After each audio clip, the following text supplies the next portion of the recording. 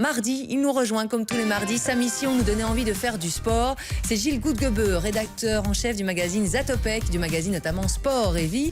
Gilles, bienvenue, ça vous va bien le mauve? Bonjour Sarah, oh chic. Hein. Si, chic, ça nous met de bonne humeur. On parle notamment des 10 ans, la commémoration des 10 ans, 10e anniversaire de la disparition de Georges Best. Georges Best. Qui est Georges Best? C'était, à la fin des années 60, le meilleur footballeur de sa génération. Il était champion d'Angleterre, champion d'Europe, ballon d'or, donc le meilleur joueur européen et un joueur tout à fait flamboyant. On va voir des images de lui, on va voir un des nombreux buts qu'il a marqué, mais qui reste dans l'histoire comme le plus beau, un des plus beaux en tout cas, de l'histoire du foot. Regardez, il est caché derrière l'arbitre, il fait une passe à son coéquipier, qui lui remet la balle, et puis c'est parti pour un slalom insensé au sein de la défense, où il aligne véritablement tous ses adversaires les uns derrière les autres. Et c'est un crochet, un second crochet, un troisième. Je te mets dans le et vent. Voilà. Et puis au bout du compte, il marque dans le but. C'est pas mal quand même. Hein. Il y a que Maradona, peut-être Messi, qui peuvent rivaliser. Donc c'était un type très doué. C'était un type très beau aussi. Hein. Enfin bon, il faut aimer le style de l'époque avec les longues rouflaquettes. C'était surtout, il avait le sens du spectacle, des expressions qui sont restées dans l'histoire. Donc il était très séduisant. Et on disait de lui que personne ne lui résistait, mais que lui-même ne résistait à personne et certainement pas à ses copains qui l'invitaient à aller boire un coup. Et donc très vite, un coup, deux coups, trois coups, il est devenu alcoolique. Il a été viré de son club à 27 ans et puis a commencé une longue et lente déchéance avec des équipes de moins en moins prestigieuses. Il a joué aux États-Unis, en Australie, il a fini sa carrière à Hong Kong. Donc c'est une histoire assez triste finalement, mais avec quelques fulgurances et quelques expressions qui sont restées dans l'histoire. J'en ai choisi deux. Oui. La première, je vais essayer de vous la faire en anglais. Il a dit ceci: 90% of my money I spend on women and drinks, and the rest I wasted.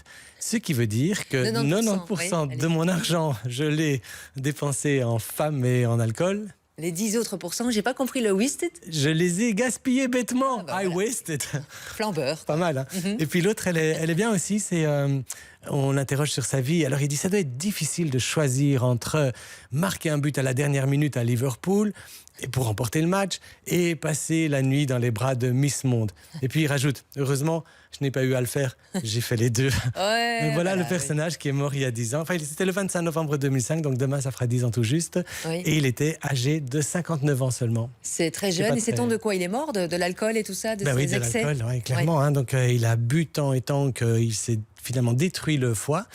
Il a bénéficié d'une greffe de foie 3 ans plus tôt, donc 3 ans avant sa mort. Ses médecins, évidemment, à l'époque, lui avaient fait promettre qu'il arrêterait la boisson. Il a promis, hein, comme il l'a fait plusieurs fois dans sa vie, mais il n'a pas tenu sa promesse et donc il est mort 3 ans plus tard.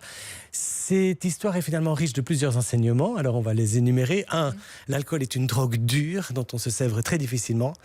2, les grands sportifs, ici en l'occurrence un grand footballeur, ne sont pas à l'abri de tomber dans ce piège. Et puis 3, les greffes n'ont du sens que si on modifie fondamentalement son mode de vie après l'opération. Il faut comprendre que quand on greffe un organe, eh bien, en même temps, on doit prendre à vie des médicaments pour éviter que le système immunitaire ne rejette cet organe, que le système immunitaire ne le considère comme un corps étranger contre lequel il retournera ses armes. Et donc, on doit abaisser le système immunitaire avec des médicaments qu'on appelle les immunosuppresseurs, donc les corticoïdes, la cyclosporine, tout ça. Et quand on abaisse son système immunitaire, eh bien, on fragilise son organisme, on perd ses muscles, il y a une fonte osseuse, enfin, il y a toutes sortes de désagréments qui se mettent en place. Et donc, il faut absolument adapter son mode de vie pour justement contrer l'effet négatif de ces médicaments. Ça veut dire soigner son alimentation, bien sûr arrêter de fumer, bien sûr arrêter de boire. Et faire du sport. Et faire du sport, je voulais que vous le disiez, sinon on va donner l'impression que je me répète. Faire un clin d'œil, alors. Mais faire du sport, c'est essentiel pour tout le monde. Hein. On a vu que le sport permet 1001 choses fantastiques, mais notamment, et même peut-être surtout, pour les personnes transplantées, elles en ont véritablement besoin. C'est presque un médicament pour elles. Ça va leur permettre d'éviter justement toute cette dégradation de l'organisme. C'est vrai pour tous les transplantés, c'est vrai encore plus peut-être pour les transplantés cardiaques, parce que quand on met un cœur dans une poitrine, il n'est plus relié au système nerveux. En fait, les petits vaisseaux, enfin les petits nerfs sont tellement fins, c'est comme une toile d'araignée, c'est pas possible de les rabibocher. Donc du coup, le cœur continue à battre parce qu'il est doté de cette fameuse autonomie cardiaque qui lui permet de battre sans commande nerveuse, mais il bat à une vitesse assez élevée, de l'ordre de 110 pulsations minute. Et quand on fait du sport, on crée un climat hormonal favorable qui va permettre d'abaisser légèrement cette fréquence cardiaque. Donc voilà pourquoi il faut faire du sport quand on est transplanté, quand on n'est pas transplanté aussi. Et en seconde partie d'émission, je vais raconter une histoire, plus exactement 2 histoires, celle de Jonah Lemou et puis une autre tout à fait incroyable où 2 athlètes se sont aperçus qu'à la fin d'une épreuve sportive, le cœur de l'un battait dans la poitrine de l'autre.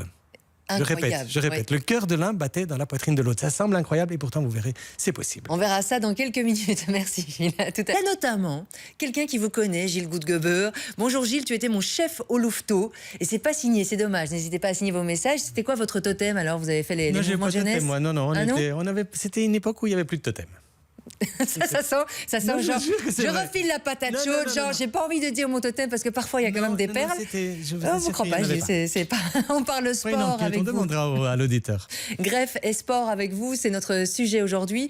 On va parler évidemment d'un grand talent disparu la semaine dernière. On parle rugby. C'était le 18 novembre dernier. La nouvelle de sa mort est passée un peu inaperçue du fait des événements à Paris. Il s'agit de Jonah Lomu, le joueur de rugby, peut-être le plus grand joueur de rugby de l'histoire. C'est un type incroyable. Il a le record du nombre d'essais marqués en Coupe du Monde, 15 essais. Et, paradoxalement, il n'a jamais remporté le trophée. Il était inarrêtable. On a des images de lui, vous allez le voir en action, où vraiment il transperce les défenses. Il faut dire qu'il fait 1m97, qu'il pèse 120 kg, mais surtout qu'il court le 100 mètres en moins de 11 secondes. Oui, la foulée et alors, qu'il a. il laisse tout le monde derrière lui, quoi. C'est extraordinaire. Il était vraiment inarrêtable. On l'appelait l'autobus, c'était son surnom, c'était son totem. L'autobus. Et pour cause, regardez, parfois il faisait vraiment le vide devant lui et il aplatissait le ballon derrière la ligne. Encore un essai? Oui, attendez, pour le plaisir. Et voici l'autobus. Alors ça, c'est la fameuse fois où il a renversé la défense anglaise. Et regardez le pauvre qu'il essaye de le contrer. Ça ne marche pas. Mais donc, il est mort la semaine passée. Il avait 40 ans seulement. En fait, son histoire est assez tragique. Donc, dès le début de sa carrière, à 21 ans, on lui diagnostique une maladie grave, le syndrome néphrotique, qui détruit les reins. Et donc, tout au long de sa carrière, il a été handicapé par cette maladie. Il a été greffé en 2004. Il a reçu un greffon d'ailleurs d'un donneur vivant. Ça se fait assez bien en Nouvelle-Zélande. Un admirateur qui lui a donné un rein. Malheureusement, la greffe n'a pas prise. Et puis, par la suite, il était dialysé, comme beaucoup de greffés, de personnes insuffisantes rénales. Oui. Et il est mort donc la semaine passée d'une crise cardiaque. Il était en attente d'une nouvelle opération de greffe et c'est quelque chose qui arrive assez fréquemment. Il faut savoir qu'en Belgique, par exemple, il y a 200 personnes qui meurent chaque année faute de l'organe qui aurait pu les sauver. Donc on en profite pour passer un message. C'est sur le don d'organes, c'est sur l'importance d'accepter le don d'organes. On sait qu'une vie perdue peut en sauver plusieurs.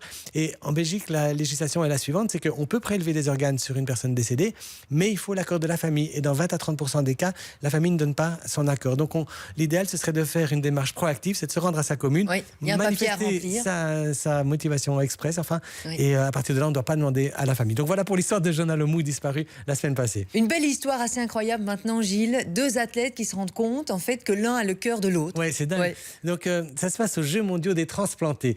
Les Jeux mondiaux des transplantés, c'est un peu les Jeux olympiques des personnes qui ont subi une greffe. On a dit à quel point pour eux, c'était important de faire du sport. Et donc, ça se passe tous les 2 ans. La dernière fois, c'était en Argentine, à Mar del Plata, en 2014. Mais là, l'histoire que je vais vous raconter, elle provient des Jeux mondiaux des transplantés qui se sont organisés à Sydney en 1997. Puis il y a une épreuve de marche athlétique, où on va le plus vite possible, sans courir. Et à la fin de l'épreuve, 2 personnes discutent. D'un côté, il y a José Lopez, qui est un businessman australien. De l'autre, Kate Webb, un fermier de Tasmanie. Oui. Et en comparant leurs histoires médicales, ils s'aperçoivent que dans la poitrine de l'un bat le cœur de l'autre. Incroyable. Ça nécessite un peu d'explication. Oui. José Lopez était atteint d'une grave maladie des poumons. Donc on lui a greffé des nouveaux poumons. Mais dans ce cas-là, très souvent, ce qu'on fait, c'est qu'on greffe un bloc cœur-poumon. Donc on a retiré ses poumons malades et également son cœur, et on lui a mis d'autres organes à la place. Oui. Des poumons malades, on n'a rien pu faire. Ils étaient détruits. Mais du cœur, il était en parfaite santé, lui. Donc on a récupéré ce cœur, et on a été l'implanter dans la poitrine de ce fermier de Tasmanie. Donc l'un avait les poumons de l'un et l'autre... Non, l'un avait des poumons d'une personne décédée, on lui avait greffé un bloc cœur-poumon. Oui, parce que je suis bête, si l'autre il a plus de poumons. C'est difficile dans ce cas-là de faire du sport et de vivre. Mais non, ils avaient le cœur, seulement le cœur avait changé de propriétaire. Mais c'est quand même pas mal. Et donc à la fin de la discussion, il y a José Lopez, le businessman australien, qui s'est dit réconforté de savoir que son ancien cœur menait une vie paisible à la campagne. Oui, mais attendez, c'est magnifique. Et puis c'est bien de savoir que ça sert à quelque chose aussi. Donc on rappelle, n'hésitez pas, c'est presque un geste citoyen aussi d'aller à votre commune, il y a un papier, vous demandez le papier à remplir, vous le repostez. Et comme ça, et ça évite qu'on pose la facilite les question choses, à la famille dans un moment qui est toujours tragique, évidemment. Évidemment.